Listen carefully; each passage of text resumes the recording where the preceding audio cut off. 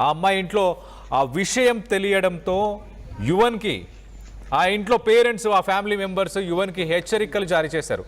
మా అమ్మాయి చుట్టూ తిరక్కో, మా అమ్మాయికి దూరంగా ఉంటే మంచిది అంటూ ఆ కుటుంబ సభ్యులు వార్నింగ్ ఇచ్చే ప్రయత్నం చేశారు. అయినా యువన్ ఉడుకు రక్తం కదా, ఏమాత్రం ఆలోచించలేదు. ప్రేమ కోసం ఆయన డైరెక్ట్గా సీతాఫల్ మండికే షిఫ్ట్ అయిపోయాడు. సీతాఫల్ మండిలోని తన ఫ్రెండ్ దగ్గరికి వెళ్ళి అక్కడే ఉంటున్నాడు కొంతకాలంగా. ఆ ఏరియాలోనే ఉంటూ ఆ అమ్మాయిని రెగ్యులర్గా కలుస్తుండేవాడు. ఆ అమ్మాయిని తరచూ కలుస్తూ ఉన్న విషయాన్ని ఆ తల్లిదండ్రులు ఆ ఫ్యామిలీ మెంబర్స్ గమనించారు.